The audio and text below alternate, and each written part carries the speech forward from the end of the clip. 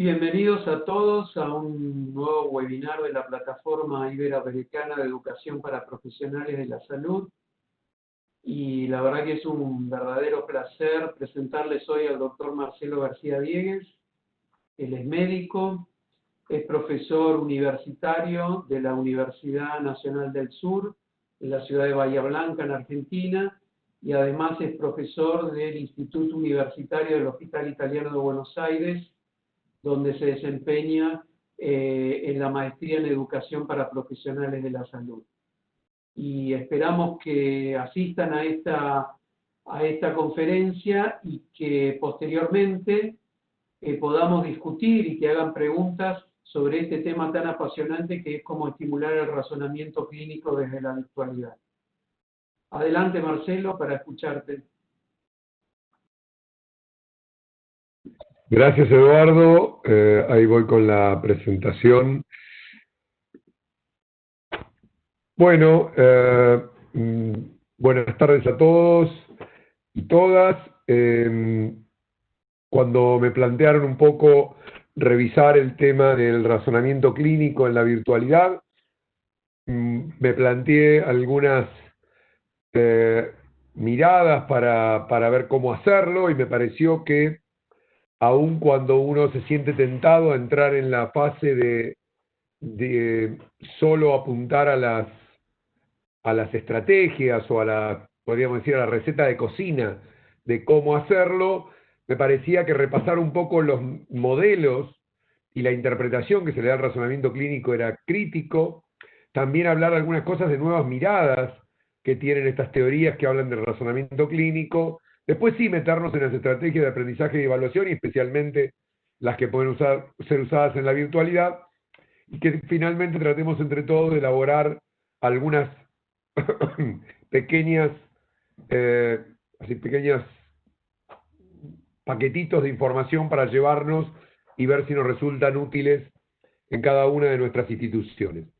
Y la primera cosa cuando hablamos de los modelos es hablar de que hay múltiples modelos e interpretaciones que se trataron de dar para comprender el razonamiento clínico. Y si bien desde hace mucho se habla del razonamiento clínico, cuando empezamos a analizar las teorías, lo primero que encontramos es una enorme nube de palabras. Es muy interesante esta revisión bastante reciente que trató de hacer un mapeo de las palabras que se usaban en la literatura para hablar de razonamiento clínico. Y como ustedes ven, aparecen palabras como expertise, cognitivo, diagnóstico, razonamiento, rendimiento, habilidades, competencia, juicio, proceso, hacia adelante, hacia atrás, precisión, calidad, decisiones, infinidad de palabras, patrones, que a todos, de alguna forma, si les pidiera yo a ustedes en un ejercicio interactivo que dijeran qué palabras se les vienen a la cabeza, probablemente la mayoría de las que ustedes tienen están aquí, solo que puestas en inglés porque el artículo estaba en inglés. El punto de partida para analizar esto es recordar el concepto de competencia. Todos estos que están ahí, y le quiero agradecer muy especialmente a Carlos Brailovsky, que es un gran maestro en el tema de, sobre todo, la evaluación del razonamiento clínico, esta diapositiva donde vemos todos estos dominios que hacen a la competencia. Ahora, la competencia es eso que está allí en el medio, es la conjunción de todos esos dominios con una forma integral y transversal a todos esos dominios, donde no podemos perder de vista ni el razonamiento clínico ni el juicio crítico, y por supuesto tener claro que la competencia es vinculada a un contexto determinado, que lo que para nosotros es ser competente en un contexto puede no serlo en otro diferente, aún bajo situaciones clínicas que parezcan similares. La segunda cosa es que no es la competencia. Y la competencia es poder evaluar una situación, efectuar tareas e intervenciones en adultos, por ejemplo, mayores, que tengan problemas de salud mental. Ahora, cuando hablamos de explicar las causas del Alzheimer y de cómo lo podemos tratar, estamos hablando de conocimiento, no de competencia. O cuando estamos hablando de llevar a cabo el examen neurológico, estamos hablando de habilidades. La competencia es un todo integral en la cual el razonamiento clínico no puede separarse tan fácilmente del resto de los componentes de la competencia. Por eso que a veces entender el proceso y tratar de recortarlo aisladamente es sumamente complejo. Mirar siempre el problema del razonamiento clínico sería una secuencia como esta. Me presentan una situación clínica, la analizo, defino cuáles son los problemas, hago una lista, tomo decisiones de acuerdo a mi lista, propongo acciones y ahí el problema está solucionado y yo me gano la copa de campeón del razonamiento clínico. La realidad es que no es tan simple y el camino ni siquiera es tan prolijamente curvo como se ve en esta imagen, porque es mucho más complejo el razonamiento clínico. Y es clave el rol que nosotros tenemos como docentes para acompañar a quienes van tratando de desarrollar sus esquemas de razonamiento clínico. No es esta una buena forma de dar una devolución, decir que cuando no encontramos una respuesta lógica, inventamos una estúpida. Probablemente el problema acá lo tenemos los docentes, que estamos pretendiendo que nuestros aprendices novatos hagan algo para lo que no están todavía preparados, para modelos de razonamiento que no son acordes a su etapa de desarrollo. Por eso, como toda la competencia, el razonamiento clínico tiene un proceso de desarrollo a lo largo de la adquisición de las herramientas para poder llevarlo a cabo. Y en esto, quienes más han aportado al análisis del proceso de razonamiento clínico han sido quienes se dedicaron a estudiar el proceso cognitivo. Las primeras teorías de la década del 70 hablaban de un razonamiento hipotético deductivo, el modelo de House, de Sherlock Holmes, ¿no? Hago una hipótesis, la descarto, hago una hipótesis, la descarto. La realidad es que posteriormente, rápidamente, el mismo Burroughs inclusive y Fletovich empezaron a darse cuenta que los expertos reconocían patrones, le daban dos signos y decían un diagnóstico. Tal vez este esquema de razonamiento de patrones, de reconocimiento de patrones, era todavía muy simplificado, y entonces empieza a aparecer la teoría esta del razonamiento hacia adelante y hacia atrás, donde uno va yendo y corrigiendo en la medida en que va detectando que no va por el camino correcto, y probablemente una de las teorías que más impactó en el conocimiento del razonamiento clínico es la teoría de la integración entre el razonamiento y el conocimiento del grupo de Maastricht, de Schmidt y Bosuisen en la década de los 90, donde nos vamos a detener un poquitito recorriendo estas cuatro teorías muy rápidamente. Como decíamos, el razonamiento hipotético deductivo está basado en la generación de hipótesis con los datos clínicos y testeo de estas hipótesis.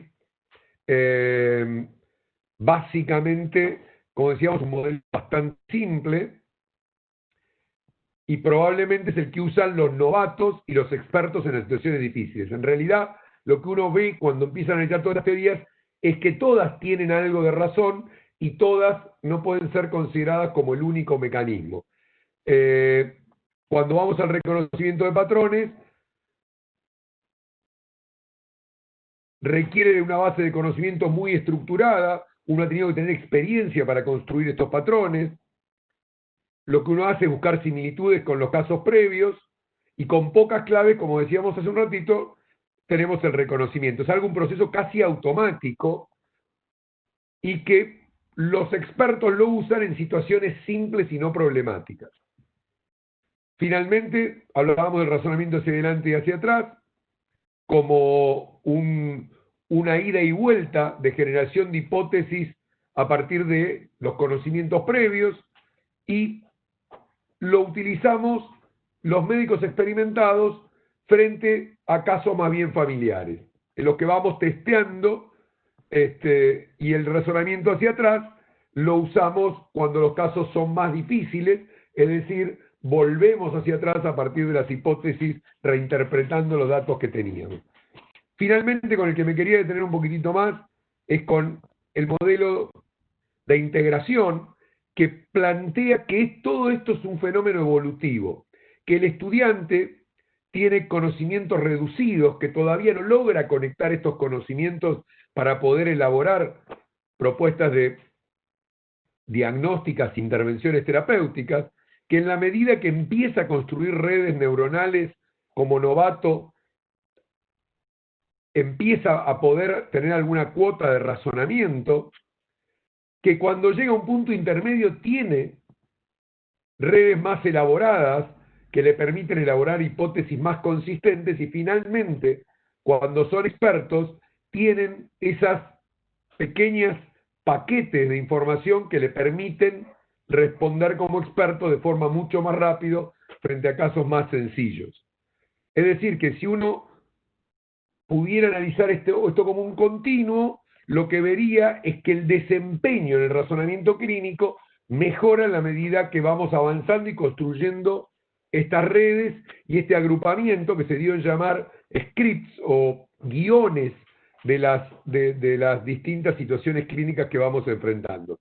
En realidad, si nosotros tenemos que trabajar como educadores, lo que tenemos que saber es que en esa primera etapa lo que predomina es el conocimiento biomédico y podemos empezar a trabajar el razonamiento clínico con un modelo más de tipo fisiopatológico cuando estamos yendo de la etapa de novatos a intermedios.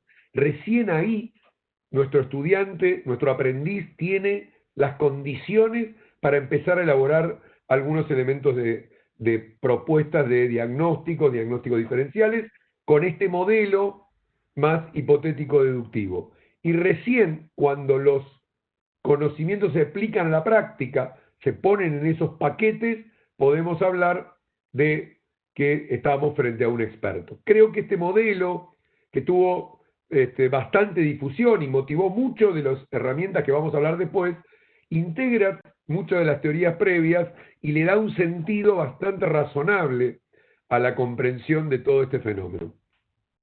Y me parece importante tenerlo claro porque nos permite después pensar en las estrategias deductivas.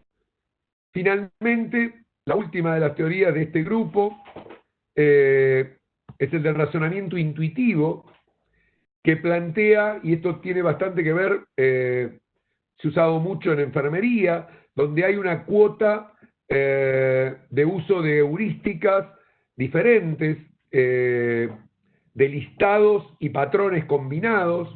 En realidad es una suerte de vuelta de rosca sobre la anterior, que, insisto, se aplicaron bastante al proceso de enfermería y en realidad no agrega demasiado, sino que resulta complementaria, planteando que el proceso de patrones y el uso de listados puede darse en forma concomitante.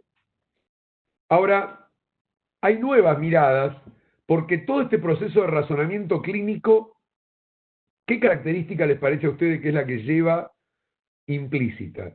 Siempre hablamos de un aprendiz.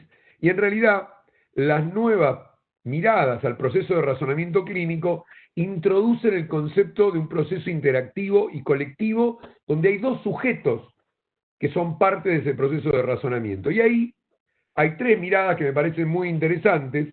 Una es la que habla del razonamiento multidisciplinario, que básicamente es el que usamos cuando pensamos con otro colega y combinamos nuestras acciones. Entonces, uno puede pensar en infinitas combinaciones de distintos estadios de pensamiento frente a la misma situación de varios colegas mirando el mismo caso.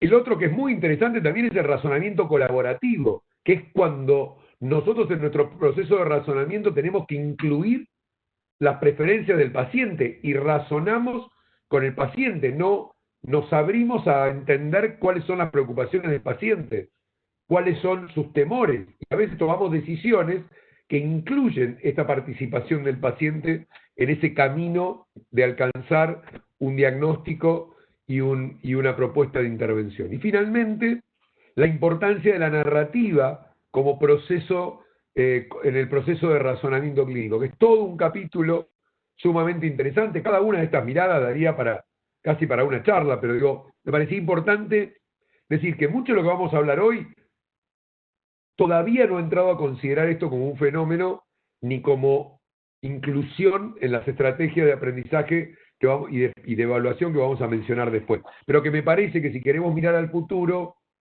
debemos prestarle atención a estos modelos porque creo que reconocer que como profesionales nunca estamos solos, sino con nuestros pacientes y con nuestros colegas, me parece que nos obligan a tratar de analizar este fenómeno desde una mirada un poco diferente. Y les dejo como final de esta parte esta pregunta: ¿qué proceso usamos cuando tomamos decisiones, pero se cruzan dilemas éticos, dilemas morales o dilemas económicos de cobertura de una práctica? Y ahí se me queman los papeles. Ahí tenemos otras probablemente herramientas que juegan y que hacen que desenfoquemos o no ese proceso que parece tan maquinístico de diagnóstico, porque se meten valores, creencias y toda una serie de cuestiones bastante más complejas que obviamente van a estar lejos de las herramientas que estábamos hablando, pero que me parece que para darle contexto y en un momento donde las emociones, como nos produce todo este aislamiento de la pandemia, están a flor de piel, me parece que era muy importante recordar que tomar decisiones, por eso hoy hablaba de ese modelo simplista, que parece que si nos dan 5 listas de signos y síntomas, podemos elaborar unos diagnósticos diferenciales, proponer, y al final nos vamos a encontrar con la copa. La vida real tiene mucho más complejidades que debemos analizar y que influyen en nuestro proceso de razonamiento. Para cerrar esta parte, tener claro que siempre el razonamiento clínico incluye necesidad de conocimiento que tiene que estar estructurado de determinada forma, requiere tener una capacidad de investigación reflexiva sobre la realidad y requiere un proceso metacognitivo para revisar y reconocer las fallas o los caminos que no nos van a conducir a resolver la situación. No hay ninguna mirada del razonamiento clínico que no incluya estos 3 componentes esenciales. Pasemos ya a lo que probablemente a todos les interesa mucho más, que son cuáles son las estrategias de aprendizaje y evaluación que podemos usar para trabajar el razonamiento clínico y particularmente en este contexto en el cual la parte al lado de la cama del paciente la tenemos altamente limitada. La primera condición que podemos reconocer es que existen los pacientes virtuales. Los pacientes virtuales no son más que una simulación por computadora de un escenario clínico con fines de aprendizaje y evaluación. Tienen múltiples formas, pero debemos entender que un paciente virtual es esto. El formato de entrega no cambia la definición de paciente virtual. ¿Hay evidencia de la utilidad de pacientes virtuales? Sí. Acá les presentamos una revisión sistemática de muy buena calidad. Resulta, y me digrego un segundo para decirles que esta es una revisión sistemática que me llamó la atención por su calidad metodológica, porque incluye un análisis con metodología GRADE, con muy buena sopeso de la evidencia que cada uno de estos 51 artículos que fueron incluidos tenía, y lo que muestra es que hay moderada evidencia de que pueden mejorar las habilidades de razonamiento del uso de pacientes virtuales, y la evidencia además procedía de pacientes de altos, bajos y de países, de altos, bajos y medianos ingresos. Por lo tanto, es una evidencia generalizable y aplicable a nuestros contextos. Cuando hablamos de pacientes virtuales, tenemos que hablar de cuál es la fidelidad de la simulación. Hay interacciones simples. Yo le mando un caso clínico por mail a mis estudiantes, le pido que me manden un Word con un listado de diagnósticos diferenciales, le digo que me manden la propuesta de exámenes complementarios, se los mando por mail. Es un modelo de interacción muy simple, donde el paciente virtual es una viñeta clínica escrita en un documento. Podemos tener una fidelidad intermedia, donde hay una interacción intermedia con ese paciente virtual, y acá podemos hablar de las plataformas. Hay muchas que ofrecen pacientes que permiten que el estudiante vaya como indagando sobre la plataforma y obteniendo la información y solicitando los estudios, y el paciente puede ser más o menos parecido a la realidad. Pueden ser automáticas, es decir, el estudiante va como si fuera jugando con estas plataformas, o mediadas por un docente que es el que va respondiendo. Con lo cual permite trabajar en forma sincrónica o asincrónica. Y finalmente, las interacciones más complejas, que incluyen 2, o 3. La primera es la realidad virtual, que permite estar viendo un escenario clínico con una persona, como algo similar a lo que vemos en un videojuego. El uso de pacientes simulados que se entrevistan con nuestros estudiantes por video, y lo que podríamos llamar la simulación virtual, que después vamos a profundizar un poquitito más. Pacientes virtuales y plataformas, todas esas que ven ahí, y más seguramente.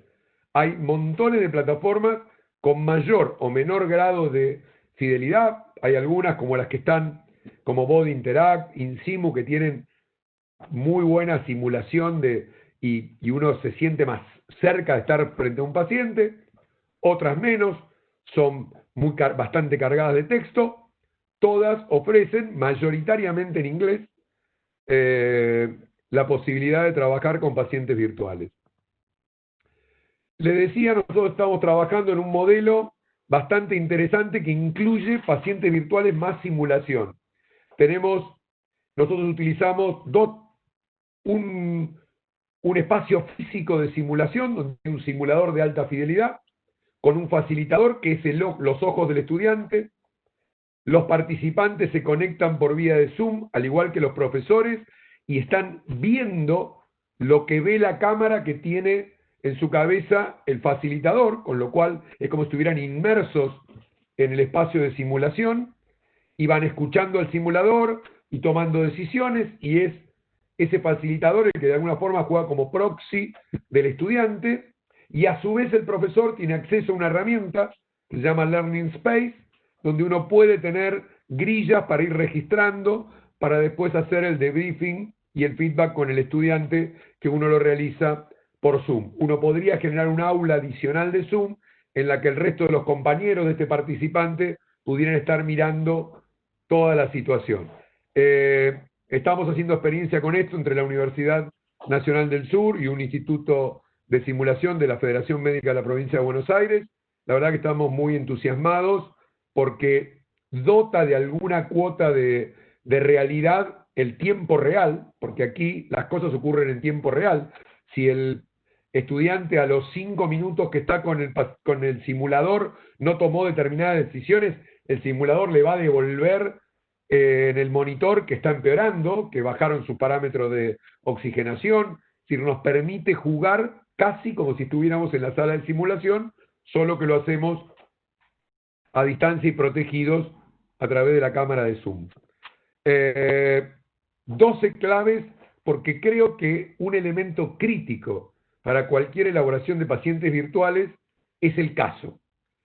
No hay buen ejercicio de razonamiento clínico si nuestro caso no es bueno. Por lo tanto, me parece interesante recorrer esta bibliografía que nos da 12 claves para elaborar esto muy bien, y la primera es aprovechar de pacientes virtuales, aprovechar la flexibilidad que nos da la virtualidad. Nosotros podemos hacer el caso que querramos, que necesitemos. Prioricemos un enfoque basado en evidencias. Toda aquella cosa que esperemos que forme parte de las decisiones debe estar basada en evidencias científicas para que resulte además un aprendizaje no solo del proceso de razonamiento clínico, sino también del contenido, porque dijimos que los procesos de razonamiento clínico eran contexto específico. Modelar la secuencia, cuáles son los datos que le vamos a ir dando y en qué secuencia. No.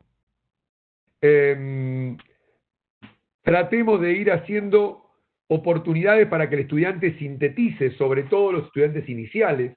No pensemos en hacer todo el proceso, démosle espacio para que el estudiante pueda ir haciendo pequeñas síntesis. Démosle oportunidad al estudiante que clasifique. Una de las herramientas interesantes de los pacientes virtuales es que permite que el estudiante decida si es agudo o crónico, si requiere rápida intervención o más lenta. Utilicemos esta posibilidad del estudiante de clasificar situaciones clínicas, además de el juego de encontrar el diagnóstico. Que además de esto vaya pudiendo tomar decisiones analizando el contexto de esa situación clínica.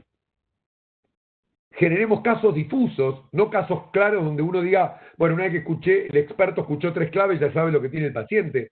Que sean escenarios que desafíen al estudiante, porque no es tan claro cuál va a ser la solución final. Estimulemos que el estudiante comunique, que hable, que pueda presentar el caso, que pueda sintetizarlo, como decíamos antes. Definitivamente tiene que haber momento de devolución planificado en términos del momento y del contenido que vamos a dar en la retroalimentación. ¿De qué cosas no queremos darle devolución? ¿Cuáles son los puntos críticos sobre los que tenemos que dar devolución? Prever la posibilidad de los errores porque tenemos que estar atentos a ellos. Uno ya sabe en qué puntos de un paciente virtual es posible que cometan el error. Sobre eso tenemos que estar atentos para ayudarlos a corregir y aprender a partir de ello. Epa. Les pido disculpas, ahí el delay me jugó una mala pasada. Ahí está. Decíamos, utilizar varias veces en la misma situación en distintos escenarios. No es lo mismo un paciente con una crisis hipertensiva que un paciente que viene sin saber que es hipertenso, o el paciente hipertenso que no toma su medicación o que no cumple las recomendaciones. Entonces esto permite trabajar estos procesos que decíamos hoy, en el cual uno va generando patrones con texto específico. Involucre a los estudiantes en la elaboración de casos, pregúntele cuáles son las cosas en las que tiene dificultades, qué quiere aprender, elijamos los casos con ellos, después lo desarrollaremos, pero involucremos a los estudiantes en esto, y sin lugar a dudas, uno en esto debe fomentar el proceso metacognitivo, que significa, al finalizar el proceso del ejercicio con pacientes virtuales, volver a reflexionar sobre cómo fue el proceso, dónde estuvieron las dificultades, qué cosas me generaron mayor preocupación o angustia o temores. Estas son cosas que hay que conversar con el estudiante al finalizar. Bueno, y cuando vamos a la evaluación del razonamiento clínico, nos podemos encontrar tres tipos de evaluaciones. Las evaluaciones no basadas en el ambiente de trabajo, las evaluaciones en ambientes clínicos simulados y las evaluaciones basadas en el ambiente de trabajo. Obviamente, lo que nos interesa acá desde la virtualidad es fundamentalmente lo que tiene que ver con las evaluaciones no basadas en ambientes de trabajo. Entonces, más allá del grado de fidelidad que puedan tener en la pirámide de Miller, son las que podemos hacer desde la virtualidad, y en ese sentido, altamente recomendable la revisión sistemática de Michel Daniel, donde hace una revisión muy exhaustiva de todos los métodos de evaluación de razonamiento clínico. Y por supuesto tenemos exámenes orales, estructurados, casos, le leemos el caso, nos van devolviendo y vamos entregando las respuestas. Podríamos usar elección múltiple, rompecabezas clínicos integrales. Esto es una forma bastante interesante en la que uno pone varias viñetas similares, varios posibles caminos, y el estudiante tiene que como armar el camino más lógico, mapas conceptuales, preguntas de correspondencia extendida, esto es, uno pone una viñeta clínica, una pregunta y otorga una lista de la cual el estudiante selecciona. Todas estas formas que llegamos hasta acá, básicamente trastocan el modelo de razonamiento clínico en el sentido de que en la vida real, salvo los exámenes orales, no tenemos una oferta para poder tomar la respuesta. La respuesta surge de lo que nosotros podemos idear en nuestro cerebro, con lo cual probablemente uno tenga que avanzar a modelos un poco más avanzados, como preguntas de ensayo modificado, preguntas de ensayo corto o largo, los test de concordancia de script y los exámenes de puntos claves. Y sobre estos últimos es que me quiero quedar un ratito, porque creo que son buenas formas de evaluar el razonamiento clínico y pueden inclusive ser formas de enseñar o de estimular el desarrollo de pensamiento de razonamiento clínico. Me parece clave que comprendamos precisamente qué son los elementos claves, porque en realidad muchas de las evaluaciones que recién mencionaba deberían basarse en pensar los elementos claves. nosotros podemos generar elementos claves y utilizar varios de los formatos que recién mencionamos.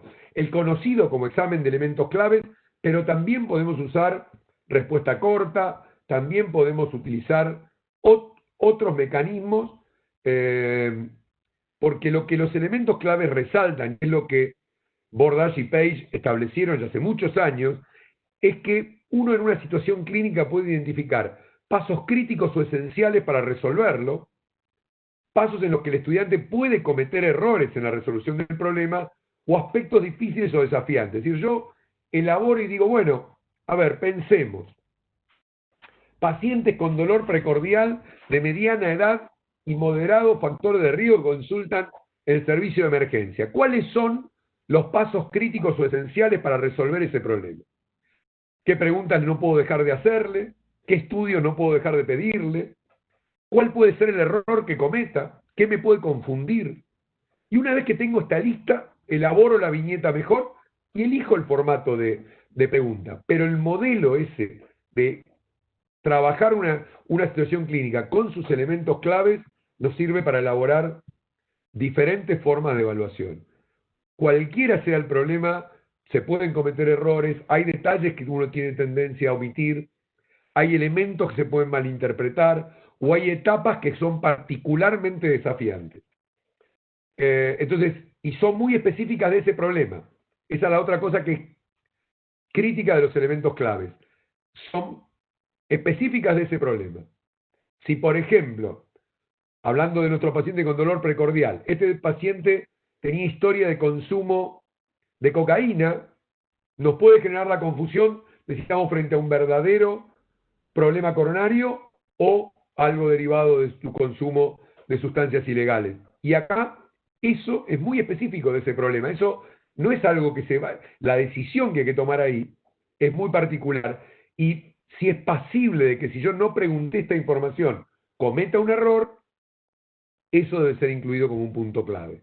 Entonces puede usarse tanto para enseñanza como para evaluación.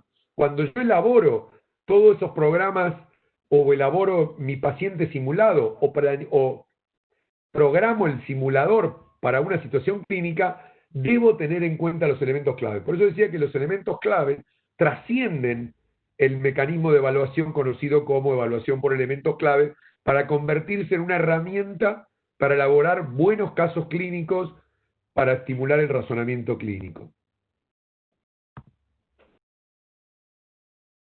¿Cómo lo diseñamos? Como decíamos hoy, definir la viñeta, cuál es el grupo de pacientes, el diagnóstico, el sitio de cuidado, para qué grado de complejidad. Esto es para un alumno de cuarto año, para un alumno del último año, para un residente. Hacer la lista de los elementos clave, identificar los dominios a los que pertenecen. Estos elementos claves pertenecen al momento en el cual recolectamos información. Estos pertenecen al momento de elaborar diagnósticos. Estos pertenecen al momento de seleccionar las pruebas complementarias, estos a la intervención terapéutica. Y después sí, completar la viñeta, darle todo el formato a la viñeta y definir qué tipo de respuestas, si fuera para evaluación, y cuáles son las consignas. El mecanismo parece simple, pero hacer la lluvia de ideas con colegas para identificar los elementos claves es el momento crítico del desarrollo de este modelo. Finalmente, dos palabras de los test de concordancia de script, que son viñetas clínicas que describen situaciones auténticas y problemáticas, que en realidad enfrentan a hipótesis posibles, la confrontan con una nueva información independiente de toda la información previa, que podrían modificar nuestra visión inicial sobre este problema, que lo que hacen es que uno diga, bueno, no siempre sea como un choice en el cual uno ya sabe que hay una sola respuesta, sino que la respuesta no es unívoca, y uno lo confronta a si esto acerca o aleja la primera hipótesis que uno generó. Es decir, uno diría, frente a un caso de tal o cual cosa, si yo pienso en la hipótesis o la opción A y descubro el signo Z, ¿cómo impacta mi hipótesis anterior? Esto se supone que va al nudo de este modelo de razonamiento por script y lo desafía para ver cómo nosotros respondemos.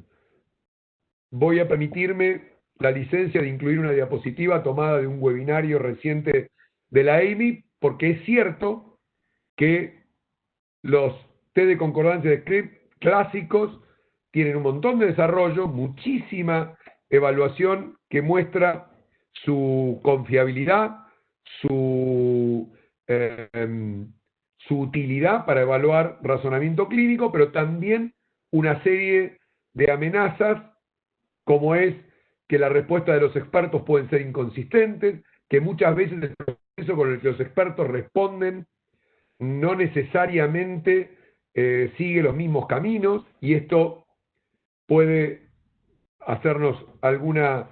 ¿no? Y que a veces el formato, si no está muy bien elaborado, puede confundirlo. Les pido disculpas que estuviera en inglés, pero me pareció importante dar crédito a la fuente y traerla tal como fue presentada por Lindenberry, porque creo que nosotros utilizamos el test de concordancia de script con nuestros estudiantes, pero es muy importante cuando uno usa la herramienta conocer cuáles son sus limitaciones.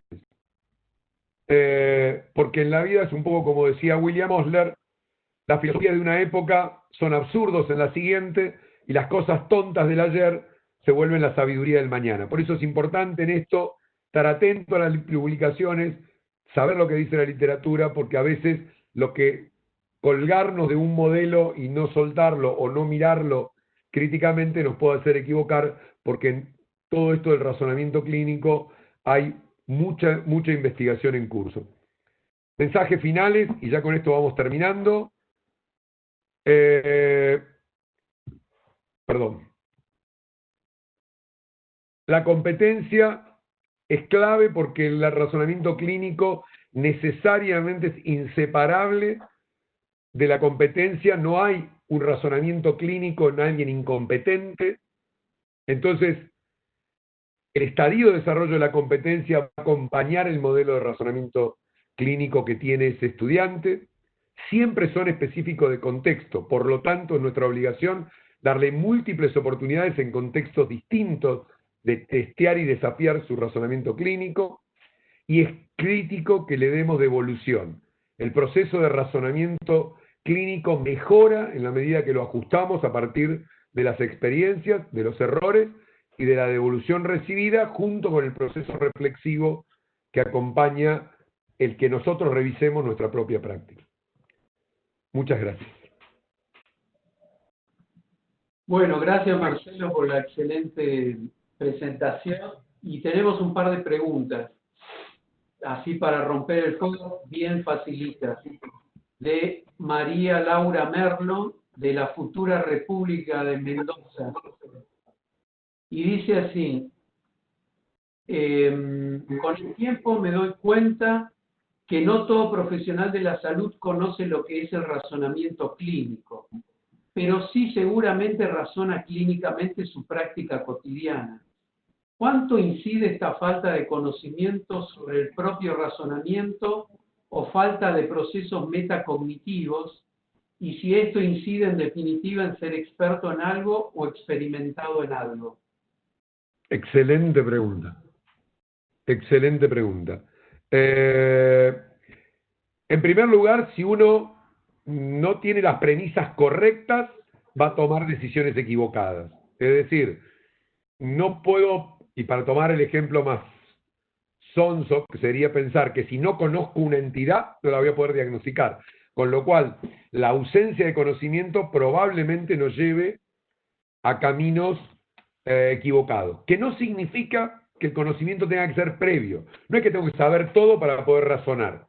En el mismo proceso de razonamiento continuo, supervisado y con la devolución adecuada, voy a ir adquiriendo los conocimientos y las estrategias de razonamiento. Ahora, si yo me largué a hacerlo sin nunca haber estudiado ni haber trabajado los procesos de razonamiento clínico, difícilmente pueda hacerlo correctamente. Por lo tanto, sí es correcto que alguien puede tener mucha experiencia, pero si esa experiencia no la puso en las redes cognitivas correctas, probablemente no sea un experto. Y no se me olvide algo de una parte, porque era larga. No, y después hace otra pregunta María Laura, y dice: Y otra más, dice, ¿y cómo tener en cuenta que la competencia está siendo evaluada en un contexto simulado con sus límites y no inferir con ello que puede hacer lo mismo en contexto real? Por ejemplo, una pelvis sola o una paciente con dolor. Claramente, en la medida en que nosotros restamos realidad a las evaluaciones, estamos confiando en un proceso de transferencia que desconocemos, con lo cual no estamos evaluando la competencia en forma integral. La alternativa que uno tiene es hacer diferentes miradas de la evaluación. Yo le diría, bueno, si el mismo estudiante razonó clínicamente bien, resolvió un paciente virtual bien, hizo este otro criterio, y bueno, si logró todo esto, es altamente probable que como la competencia es un concepto integral, lo que no estoy viendo esté yendo por el mismo camino. Pero es una inferencia lo que estamos haciendo. De ningún modo podemos asegurar que estamos evaluando o observando la competencia en su concepto integral. Bien. El doctor Juan Ignacio Cobian pregunta, ¿puede variar el rendimiento del razonamiento clínico en distintas situaciones? Por ejemplo, cuando estamos enseñando o evaluando una habilidad compleja donde hay otros factores ambientales puestos en juego. Sí, sin duda. Bueno, tiene para mí dos partes. La doctor Cobian nos sorprendí poniendo para darle el crédito, Juanchi es con quien estamos desarrollando el proceso de combinación de pacientes virtuales y simulación. Dos cosas con eso. Una es, claramente, si cambiamos el contexto, puede ser que actuemos menos competentemente porque estábamos menos entrenados en ese nuevo contexto. Y por otro lado, y en esto que decía yo de ampliar la mirada de la competencia y del razonamiento clínico, los factores que nos acompañan en el momento del razonamiento clínico, los colegas, el contexto del paciente, el ambiente donde lo estamos haciendo, influyen en este proceso y estas son las nuevas miradas que uno tiene que tener. ¿Puedo yo razonar clínicamente igual en un consultorio que tiene paredes finitas y es altamente ruidoso que en uno que no lo es? O el proceso va a ser, tengo el script y lo hago el diagnóstico. O si en realidad tengo la paciente con 4 niños que están corriendo dentro de mi consultorio, ¿puedo decir que lo voy a hacer igual que si estuviera sola? No estoy seguro que esto sea así. Creo que los factores contextuales necesitan ser incorporados porque son inductores de cambios en la línea de pensamiento que tenemos. Son distractores o al revés, son colaboradores. Un enfermero o enfermera que trabaja con nosotros y nos dice, doctor, se fijó tal cosa, me ayudó en el proceso de razonamiento. Otro colega que me dice, ¿y vos cómo estás pensando? Me hace pensar de una forma distinta. Entonces, en favor o en contra, el contexto juega de dos formas. El contexto clínico en sí mismo y el ámbito en el cual lo estamos haciendo. Carlos Alba pregunta, quisiera preguntarle si usted recomienda hacer razonamiento clínico en estudiantes de tercer año, donde están empezando su práctica clínica en un curso de semiología, diagnóstico clínico. Y dice, yo la aplico con preguntas sobre casos clínicos cortos. Sí, definitivamente yo creo que la inmersión temprana en la práctica es clave. Uno tiene que saber qué es lo que puede esperar de sus estudiantes. Es muy importante tener un diagnóstico porque depende mucho del modelo curricular que se ha utilizado, dónde está un estudiante de tercer año, tener claro en qué estadio está, saber qué es lo que le podemos pedir al estudiante. A mí siempre me gustaba una viñeta que la busco y no la volví a encontrar. Era una de estas bromas que se suelen publicar en los diarios, en la que a un niño lo ponían frente al pizarrón con la consabida suma 2 más 2, y el niño miraba al pizarrón con cara de no sé cómo resolverlo, y todos sus compañeros le hacían con los 4 dedos para decirle que tenía que poner 4, y el niño dibujó una mano con 4 dedos. Cuando uno no tiene la posibilidad de cognitiva de resolver un problema, hay que tener cuidado como docente de no estar en esta cosa de querer pescarlos. Si uno dice, ¿qué se te ocurre? Y el estudiante no se le ocurre nada, y nosotros pretendemos que razone como no puede. Por eso es crítico empezar tempranamente, pero es muy importante tener el diagnóstico del estadio cognitivo de nuestros estudiantes. Carlos Prego, de la Universidad Nacional del Centro de la Provincia de Buenos Aires, pregunta: estoy trabajando con ejercicios de anamnesis en pacientes simulados con actores vía Meet, una comisión, un docente y el actor, que tiene su libreto, que es un caso clínico. ¿Alguna experiencia previa o referencia para mejorar el método? No, me parece que está muy bien, es muy importante el guión bien elaborado y tener claro esto que decíamos, cuáles son los puntos críticos que pretendemos que los estudiantes identifiquen. Porque si uno pone al estudiante a que ametralle a preguntas, uno pierde de vista que hay algunas preguntas que son críticas y otras son irrelevantes. Y es importante que el estudiante en ese estadio empiece a identificar cuáles son las preguntas importantes y cuáles no lo son. Entonces es muy importante la selección de cuáles son las preguntas y eso incluirlo en la devolución. Y para eso es importante tenerlo escrito previamente. Cuando escribo el guión del actor, también escribo sobre qué cosas no me puedo olvidar de darle devolución y demostrarles que deben jerarquizarlo. Nosotros estamos acá en la Universidad del Sur empezando a pensar en un ECOE de 8 estaciones con pacientes, con entrevistas con pacientes estandarizados por Zoom, vamos a hacer nosotros, que bueno, va a ser toda una experiencia, todavía no lo pusimos en marcha, pero en breve la pandemia nos va a obligar a que lo hagamos. La doctora Andrea Mariño pregunta: ¿existe algún número de instancias previas de evaluación de este tipo que deba realizar el alumno para asegurarnos la confiabilidad del método para, por ejemplo, usarlo en una evaluación final de cursada?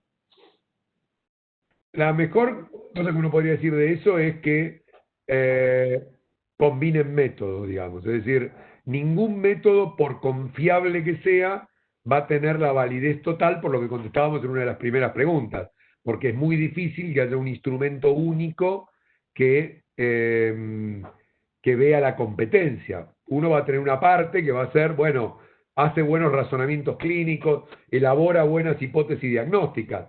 No significa eso que sea. Entonces, para terminar una cursada, uno diría que uno tendría que abordar varias miradas.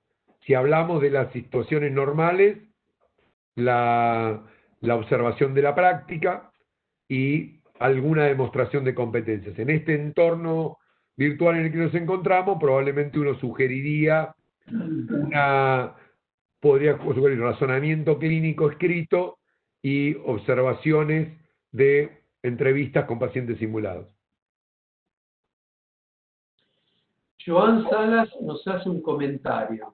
Dice: esa interacción única entre pacientes y estudiantes, futuros médicos, es muy compleja de simular. Lenguaje corporal adecuado para generar confianza, mirar a los ojos mientras se habla, utilizar un tono de voz y las palabras adecuadas para que el paciente te entienda. Muchas gracias. Sin lugar a dudas, nos pasa, como decía aquí en la Argentina en una época, pasan las películas, pasa en la vida real. Nos pasa con los pacientes. La verdad que hoy, yo antes de venir a la conferencia, tuve mi consultorio y tuve consultas presenciales, con todo lo que significan las consultas presenciales, y tuve consultas virtuales, consultas por teleconferencia. Y la realidad es que plantearse, por ejemplo, la de continuación de un psicofármaco en una consulta en una teleconferencia es altamente complejo. La demostración de empatía por la situación del otro que tuvo que comenzar a utilizar este tipo de medicamentos y ahora dejarlos, y los temores son muy difíciles de manejar en una videoconsulta. Pero bueno, es lo que nos toca y creo que con esto es lo mismo.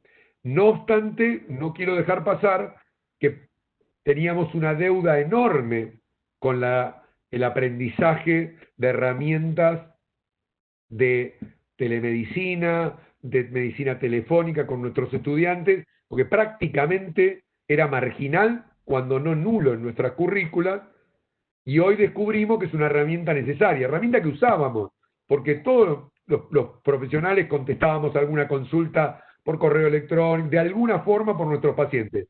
Pero ese proceso, a diferencia del proceso presencial, no lo teníamos ni tan estructurado, ni tan estandarizado, ni tan secuenciado en términos de la enseñanza. Con lo cual me parece que una de las cosas que nos va a dejar la pandemia es la necesidad de aprender estrategias para la atención virtual y aprender a enseñárselas a los estudiantes. Bien. Acá hay otra pregunta de la licenciada María Laura Merlo que dice que habla directamente de la futura República de Mendoza. Dice, probablemente en la enseñanza será más fácil el razonamiento hipotético deductivo. ¿Qué aconsejás, Marcelo, para el proceso de enseñanza por patrones, con la dificultad de que el docente clínico, como experto, no es del todo consciente de su propio razonamiento? Bueno, contesta la pregunta de Mendoza, en cualquier momento le vamos a cobrar alguna cosa. Además, tengo que cobrarle, cuando sea una república aparte, vamos a tener que traer pasaporte para esto. Yo creo que, bueno, algunas publicaciones, por ejemplo, recomiendan el uso de script, no con fines de evaluación, del test de concordancia de script, sino con el fin de entrenamiento. Y de hecho, una de las plataformas que yo puse ahí en esa que mostraba un montón de plataformas, es una plataforma en base española, pero desarrollada por gente argentina. Hoy se está empezando a utilizar con estos fines de entrenamiento. Creo que la única forma de avanzar con otros modelos es necesariamente poner mucho esto. Lo que pasa es que cuando uno se pone a mirar y uno dice sinceramente, con buenas viñetas, con estructurado el proceso que sigue, ¿cuántas veces hemos razonado a un estudiante? Porque estimular el razonamiento clínico no es solamente agarrar la historia clínica sin ningún guión docente y decirle, bueno, a ver qué te parece, sin estar muy claro qué tengo que resaltar, cómo tengo que dar la devolución. Yo creo que hace falta trabajar un proceso estructurado de análisis y reflexión con el estudiante del razonamiento clínico desde los estadios más precoces para llevarlo al estadio más avanzado. Y darle oportunidad de práctica. Esto es, si nuestro estudiante fue a ver 3 niños a lo largo de toda su carrera, una embarazada de lejos y 5 pacientes adultos, es difícil que genere un modelo de patrones, porque no vio suficientes pacientes. Los escuchó, los leyó, pero no tuvo la vivencia del paciente. Entonces digo, creo que la experiencia clínica por un lado y el proceso explícito de trabajar el razonamiento clínico son claves. Y ahí la licenciada te agradece, dice muchísimas gracias, desde Mendoza. Y una última pregunta. ¿Qué opina, doctor Marcelo, acerca de enseñar el razonamiento clínico por partes, como ocurre en la mayor parte de los currículos tradicionales? En un año le enseñamos semiología, pero no se puede hablar de diagnósticos de enfermedades. Al año siguiente le enseñamos diagnósticos y al año siguiente le enseñamos tratamientos. Y obviamente farmacología por otro lado, etcétera. ¿Qué opina de eso y cómo se construye el razonamiento en esa lógica de currículum? Sería casi como revisamos al paciente hoy, le pedimos los estudios el año que viene, y bueno, si llega para que le resolvamos el problema, lo resolvemos al tercer año. Esto creo que se grafica mucho con una diapositiva que siempre pone Eduardo y que me parece que es muy gráfica. Creo que la puso en su conferencia, de que todos los ingredientes arriba de la mesa no hacen una torta. Nosotros tendríamos, en el modelo tradicional, nosotros confiamos que ese mix que necesario se produce de alguna forma mágica en la cabeza del estudiante el día que se recibe. Yo creo que precisamente cuando uno lo explicita como lo acaba de hacer, uno se da cuenta que es un sinsentido separar esos procesos que necesariamente para entender uno tiene que basarse en el otro. Es decir, si yo reviso a los pacientes y no sé para qué los reviso, me da lo mismo aprender una maniobra que no sirve para nada que todas las demás. Ayer con mis estudiantes, ayer no, el lunes con mis estudiantes con mis estudiantes hacíamos una revisión bibliográfica a partir de algo que les surgió a ellos, que era cuánto puedo predecir que un paciente está en insuficiencia cardíaca en la guardia con el examen clínico, comparado, porque puedo no tener el ecocardiograma disponible o el ProBNP o cualquiera de estas cuestiones. Entonces fueron a buscar bibliografía. ¿Y qué encontraron? Que primero los signos clínicos predicen poco y que solo la combinación de ingurgitación yugular y tercer ruido tenían algún grado de sensibilidad y especificidad razonable para poder garantizar que uno diga estoy frente a un fallo de bomba. Sin embargo, uno hablaría con un clásico semiólogo y nos hablaría de los 200 signos que podríamos encontrar en estos pacientes que nos indiquen que están en fallo de bomba. Ahora, claramente cuando uno se para sobre o se quiere informar en la evidencia, la mayor parte de las veces con muchos de esos signos clínicos estaríamos tomando decisiones en situación de máxima incertidumbre. El paciente tiene la mitad de posibilidad de tener lo que yo creo y la mitad de no tenerla. Entonces, es muy difícil enseñarle a examinar un paciente si no entiendo para qué. Y para qué va ligado al diagnóstico. No puede ir no ligado al diagnóstico. Entonces me parece que claramente la integralidad del proceso del razonamiento clínico lleva a que sea necesario poder ver todo eso en conjunto. Una última pregunta, porque ya estamos en hora.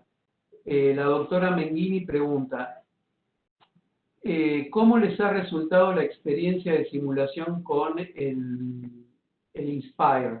Dificultades, aciertos, no sé cuántos encuentros habrán tenido como para evaluarlos.